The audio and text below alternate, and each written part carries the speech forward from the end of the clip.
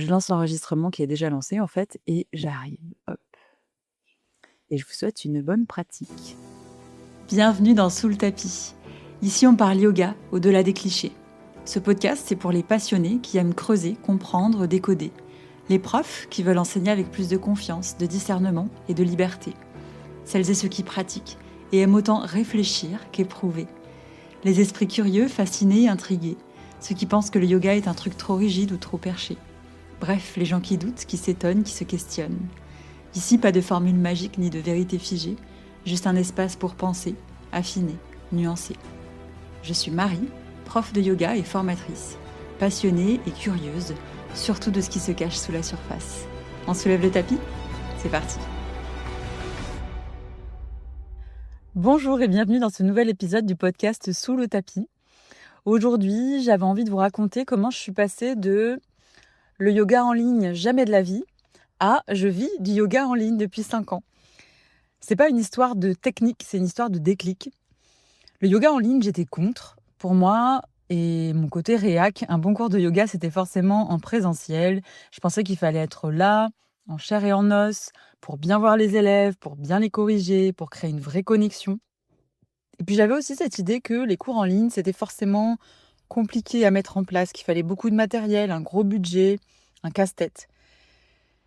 Alors j'ai changé d'avis sur absolument tout. Je me disais que le yoga, ça pouvait pas se transmettre à distance, que ça allait manquer de qualité, de présence. Et pourtant, aujourd'hui, ça fait 5 ans que je vis essentiellement, principalement, en tout cas c'est mon activité principale, du yoga en ligne. Et j'ai envie de vous raconter dans cet épisode comment j'en suis arrivée là, parce que je reçois souvent des questions sur comment je fais. Donc cet épisode, il sera scindé en deux. Aujourd'hui, je vous parle du yoga en ligne, pourquoi. Et dans le prochain épisode, je vous parlerai du yoga en ligne, comment. Avec toute la technique, ce que j'utilise, etc.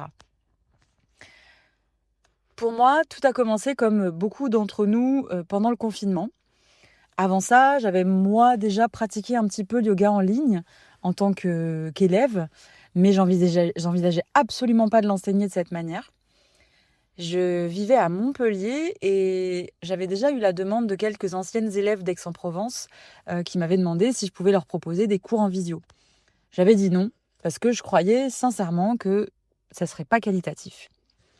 Et puis, confinement, je me retrouve comme la plupart des gens enfermés chez moi. Au tout début, je me souviens, j'ai quelques élèves qui m'ont demandé si je pouvais leur donner des cours en ligne. Et encore une fois, j'ai dit non, en leur disant qu'il y a beaucoup de personnes qui le faisaient et qui trouveraient probablement chaussures à leurs pieds. Et puis, au bout d'une semaine, je crois, ça a commencé à me manquer. J'avais prévu un atelier en présentiel que j'ai dû annuler forcément, et je me suis dit un peu sur un coup de tête, allez, je le fais. Donc je l'ai transformé en un cours, j'ai lancé l'info, je le faisais en live Instagram gratuitement. Je m'attendais à avoir 2-3 personnes qui allaient le suivre, et en fait j'en ai eu 80. J'étais en stress total, c'était vraiment quelque chose de nouveau. Un peu comme si je jouais ma vie, je me rappelle quand j'ai allumé le téléphone, je tremblais. Donc je donne ce cours sur Instagram en live avec les moyens du bord, mon téléphone scotché à un barreau de chaise et c'est tout. Pas de micro, pas de lumière, pas de décor, juste chez moi et moi. Et pourtant, c'était un peu comme une révélation. Alors ça fait tout le temps cliché de dire ce genre de truc, mais et c'est vrai quoi. À la fin de ce cours, je me suis sentie super bien. Et puis j'ai commencé à recevoir une espèce d'avalanche de messages, plein de messages, dont quelques-uns vraiment surprenants et bouleversants. Une personne, par exemple, qui me raconte que c'est la première fois depuis des années qu'elle passe un bon moment avec son corps, qu'elle a des douleurs chroniques, qu'elle est en guerre contre elle-même. Elle était kiné, mais elle ne peut plus exercer à cause d'une maladie. Et donc, elle me dit un grand merci. D'autres qui me disent qu'elles n'ont jamais osé franchir la porte d'un studio, qu'elles n'ont pas le bon corps, qu'elles ne se sentent pas à leur place. Certaines qui habitent trop loin, d'autres qui n'ont pas les moyens. Et là, grâce à ce petit live bricolé, elles peuvent pratiquer chez elles tranquillement. Et c'est à ce moment-là que je réalise à quel point je me suis trompée, à quel point le yoga en ligne peut changer beaucoup de choses, peut rendre le yoga accessible à beaucoup de monde. Donc j'ai continué pendant cette période anxiogène qui était le premier confinement à donner des cours en ligne gratuits pendant les 2 mois du premier confinement, 3 fois par semaine, qui sont devenus des vrais rendez-vous.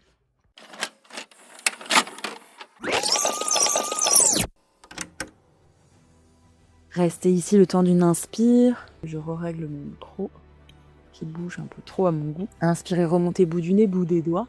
Je sais que c'est chiant, mais c'est la répétition qui crée de la force, qui crée l'empreinte dans le corps et la mémoire pour pouvoir ensuite faire des mouvements rigolos. Et à la fin du confinement, je pensais tout arrêter, reprendre une activité normale. Vous voyez pas, mais je viens de mimer les guillemets pour le normal. Et puis, toutes les personnes qui avaient pratiqué avec moi en ligne m'ont dit « on veut pas que ça s'arrête, on veut payer un abonnement, on veut continuer ». Elles avaient même trop chou lancé une cagnotte qu'elles se sont fait tourner entre elles pour me remercier de tous ces cours donnés gratuitement. Et c'est là que j'ai décidé de créer ma plateforme, mais cette fois-ci de le faire dans les règles de l'art, entre guillemets. Enfin, en tout cas, pas juste avec un téléphone scotché à un barreau de chaise. J'ai eu envie de créer un espace qui rassemble, qui permette à ces personnes de continuer à pratiquer à leur rythme depuis chez elles, et puis à d'autres personnes de nous rejoindre, bien évidemment. Cette plateforme s'appelle Atome, et ça fait 5 ans aujourd'hui qu'on s'y retrouve chaque semaine en live et pas que. Certaines de mes élèves, je parle au féminin parce que je pense que j'ai à peu près 2% d'hommes, donc le féminin l'emporte. Certaines de mes élèves du tout début sont toujours là, même un grand noyau, le noyau dur d'Atome est là depuis le début. Certaines sont même, se sont rencontrées, sont même devenues amies. D'autres nous rejoignent encore aujourd'hui. La porte est ouverte. C'est un peu devenu la maison du bonheur. Je les entends papoter entre elles au début des cours live quand je fais mes derniers branchements. Tout le monde connaît mon chat, évidemment. Et puis, grâce à tout ça, j'ai découvert quelque chose d'assez incroyable. Beaucoup de ces personnes n'avaient jamais pratiqué avant. Elles ont débuté avec moi pendant le confinement. Donc, il y avait un peu, je dois avouer, je redoutais un peu une chose, c'est à quoi ressemblait leur pratique. À ce moment-là, je n'avais pas encore vraiment déconstruit mon point de vue sur l'alignement, la forme que ça doit prendre, même si je mettais déjà le paquet sur le ressenti. Et quand je les ai, pour certaines, rencontrées en vrai lors d'ateliers ou de retraites, j'ai été bluffée par leur conscience corporelle, leur écoute, leur présence à elles-mêmes. Et je me suis rendu compte à ce moment-là que c'est le fait de pratiquer chez elles, seules, qui les a en quelque sorte protégées de la comparaison, de l'envie de faire comme la prof ou comme la voisine. J'ai trouvé que leur pratique était magnifique, pas dans le sens esthétique, mais dans le respect du corps, dans la justesse, dans l'intégrité. Et donc, tout finalement, ce que je croyais sur le yoga en ligne s'est effondré. Non seulement c'est possible de transmettre de façon qualitative, mais en plus, le yoga en ligne rend le yoga accessible à beaucoup plus de monde, que ce soit financièrement, géographiquement, ou simplement pour des raisons de peur du regard des autres. La dimension humaine, elle est là, aucun doute. En tout cas, sur Atome, elle existe vraiment. Elle est différente, bien sûr, mais elle est bien présente et elle n'a pas moins de valeur. Et surtout, c'est une pratique qui est beaucoup plus flexible, qui s'adapte au quotidien, aux emplois du temps, à l'énergie du moment. Il y en a pour tous les goûts. Des pratiques longues, des séances plus courtes, des flows engagés, des moments tout doux. Alors, on pourrait dire, je comprends qu'on puisse dire que c'est du yoga consommable, mais j'ai envie de dire en ligne ou en studio, ça reste quelque chose qu'on consomme aujourd'hui plus qu'autre chose. C'est-à-dire que on prend un cours parce qu'on est disponible à cet horaire-là, dans la majorité des cas, parce que c'est à côté du boulot ou de la maison. Moi, ce que je me dis, c'est que mieux vaut consommer du yoga que plein d'autres choses, surtout si ça fait du bien, parce que ce soit en ligne ou pas, si ça vous fait du bien, ce que ça vous apporte, il n'y a que vous qui puissiez le savoir, personne d'autre. Le yoga en ligne, c'est un peu comme les pâtes au beurre, c'est simple, efficace et terriblement réconfortant.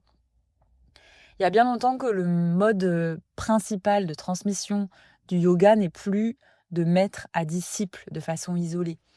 Il y a bien longtemps aussi que ce qu'on vient y chercher n'est plus de l'ordre de l'ascétisme ou du renoncement. Alors, à moins que ce soit ce que vous recherchez, pourquoi pas ? Eh bien, le yoga en ligne, pourquoi pas ? Je vous jure, j'en peux plus en fait d'entendre tous ces jugements sur le vrai yoga, le yoga ci, le yoga ça, ce qu'il devrait être, ce qu'il ne devrait surtout pas être. Moi, je crois que, enfin plutôt, je crois pas que ce soit l'écran qui abîme le yoga. Je crois que c'est le jugement. Je crois que c'est le jugement qui abîme beaucoup de choses d'ailleurs. Le yoga en ligne, c'est pas moins bien, c'est juste autre chose, c'est différent, plus accessible, parfois plus intime, plus autonome. C'est une belle façon d'emmener le yoga là où je trouve on en a le plus besoin, dans la vraie vie. Et donc tout ce que j'ai envie de dire, c'est que c'est un format qui convient à plein de monde, que si ça vous convient, c'est tout ce qui compte. Que si vous avez envie de tester, si vous vous demandez si le yoga en ligne peut vous convenir, je vous invite à essayer. Venez essayer, à vous faire votre propre idée. Sur Atom, mon studio en ligne, il y a aujourd'hui des dizaines et des dizaines de séances dynamiques, douces, courtes, longues, avec moi en live ou en replay, ou des séances préenregistrées. Chaque semaine, il y a du nouveau contenu. Vous pouvez tester gratuitement pendant 7 jours, sans engagement, juste pour vous faire une idée, parce que parfois c'est tout ce qu'il faut finalement pour se lancer, c'est essayer. En tout cas, c'est se lancer. Dans le prochain épisode, je vous parlerai de l'envers du décor, quel matériel j'utilise, quels outils m'aident à organiser mes cours, comment proposer un enseignement de qualité même à distance. On parlera technique, mais on parlera aussi pédagogie. Et je vous partagerai tout ce que j'aurais aimé savoir avant de me lancer. Je répondrai également à toutes les questions que j'ai reçues. Donc si d'ici là, vous avez des questions qui émergent, n'hésitez pas à m'écrire. J'ai reçu pas mal de questions de profs de yoga. Merci de m'avoir écouté jusque-là. J'espère que cet épisode vous a parlé. Sachez que vos retours, vos petits mots, vos partages, vos étoiles sur les différentes plateformes, vos commentaires, tout ça, ça me donne beaucoup de force pour continuer ce podcast. Donc je vous invite à continuer. C'est toujours hyper réconfortant de recevoir des retours, des avis, parce que nous, on ne sait pas en fait derrière l'écran qui écoute, qui est là, quand on ne se manifeste pas forcément. Et puis, je répète, si vous avez envie de tester le yoga en ligne, vous pouvez rejoindre Atom pour 7 jours gratuitement. Le lien est dans la description du podcast. Je vous retrouve très vite pour le prochain épisode dans lequel je vous emmène dans les coulisses pour vous expliquer comment j'ai mis tout ça en place, tout ce que j'utilise, les outils, mes conseils pour proposer des cours en ligne simples, accessibles et de qualité. Et je vous dis à très bientôt sur ou sous le tapis. Je sentais qu'il y avait un besoin d'énergie. Oui, tout à fait, t'as bien vu, super. Oui, mais tu aurais dû nous dire, prévoyez une petite serviette avec vous. C'était génial, ça fait du bien. J'avais l'impression de danser avec les bras. Ouais, c'est ça, hein. Ouais, moi je voulais m'envoler, putain, je me suis dit, Bravo Marie, t'es pleine de ressources. Merci. on a bien dansé. Vous aussi, vous êtes pleine de ressources. Moi, je vous aide juste à aller les recruter. Paris gagné. Voilà, merci pour ce soir, D'accord. merci pour votre présence en live. Et à bientôt. Merci, un gros Merci bisou. beaucoup. Ouais. Belle soirée. Bisous à tous, bonne soirée, merci Bonne beaucoup. soirée. Bisous.